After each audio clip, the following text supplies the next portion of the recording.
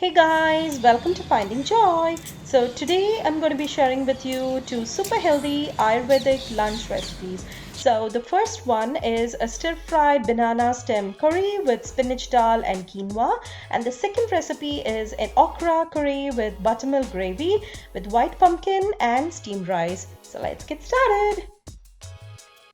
So to make the banana stem curry, I've taken about 10-inch size banana stem, and I'm first slicing the circles out and then chopping into small cubes. So according to Ayurveda, banana stem is really good for weight loss and it's also beneficial for the overall health.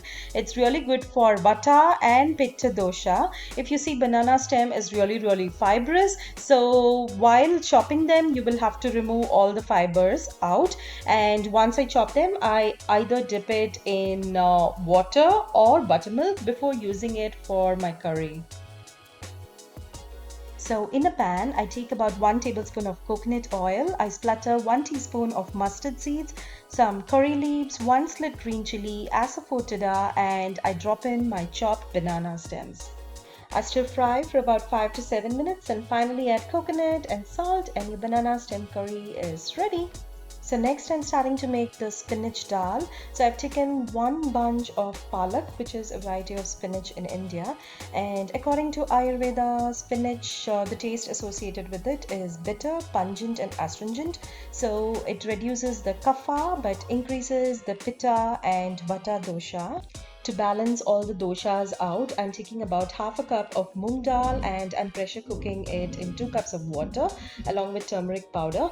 As I mentioned in a lot of previous recipes, moong dal is really good according to Ayurveda and it is tridoshic, meaning it balances all the three doshas equally. In the pan, I'm taking about 3 tablespoons of freshly grated coconut, 2 red chilies and 1 teaspoon of jeera or cumin. I dry roast them for about 5 to 7 minutes and then grind to a coarse paste.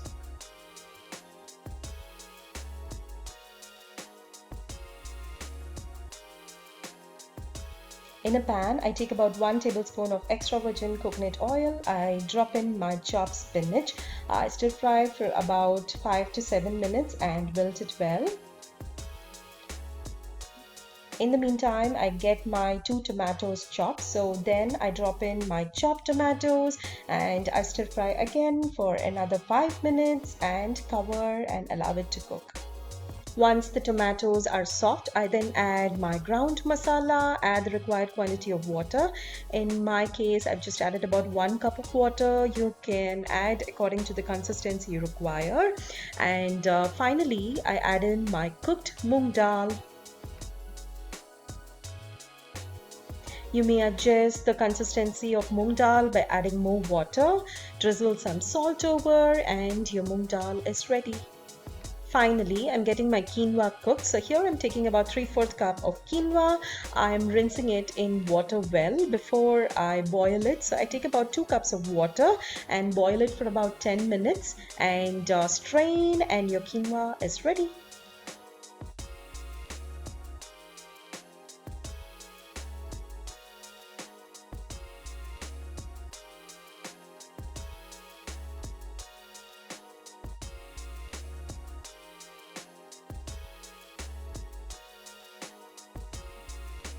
So for my next lunch set, I'm getting my okra ready. So here I've taken about half a kilo of okra. I've washed them well, and to cook okra, you will have to dry them really well. Otherwise, it tends to get a little sticky. So I've just taken a piece of cotton cloth. I drop the okra and I massage it until all the moisture is absorbed. Okra or lady's finger, it is also called vendakai in Tamil.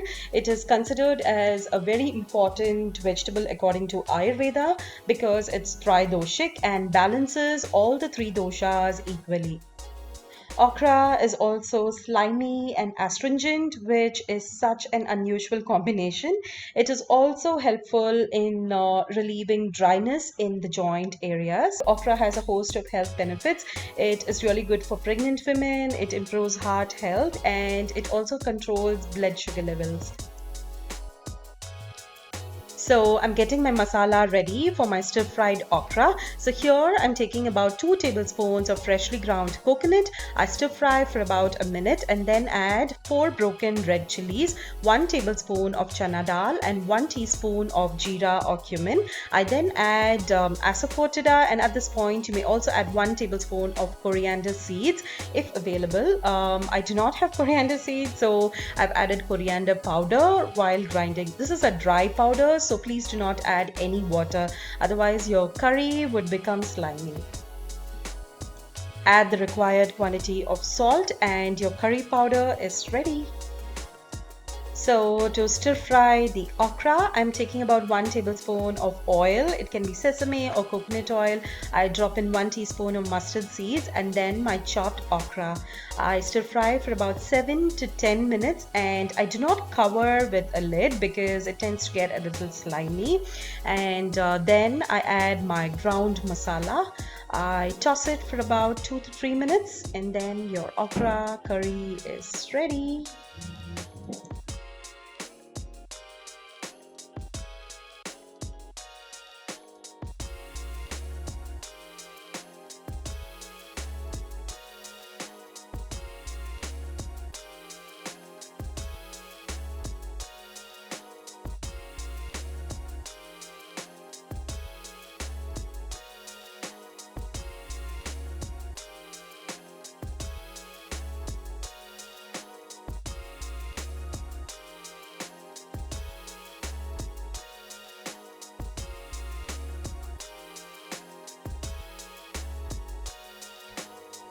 So for my spice mix, I need 1/4 cup of freshly grated coconut, 3 chopped green chilies, 1 tablespoon of Bengal gram dal, 1 tablespoon of coriander powder or coriander seeds, half a teaspoon of jeera or cumin seeds, a pinch of mustard seeds, some raw rice about 2 teaspoons and some asafoetida.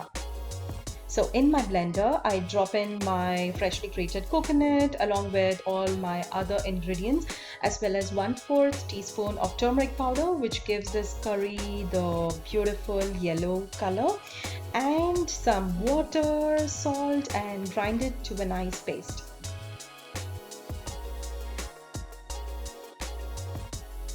Next, I've also taken 2 cups of chopped white pumpkin and 2 cups of sour thick buttermilk.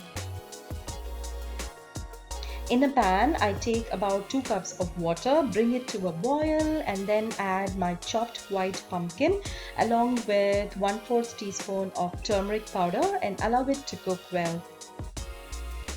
Once the pumpkins are nice and tender, I discard excess water and then add my ground masala paste and gently mix in.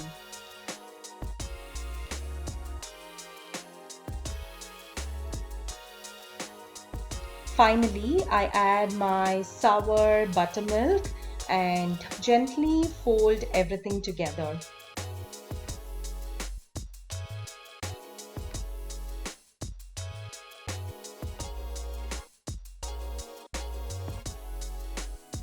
Finally, for the tempering, I add about 1 tablespoon of coconut oil. I drop in 1 tablespoon of jeera and a lot of curry leaves. Finally, add it to my buttermilk gravy. Enjoy with some steamed rice and your okra.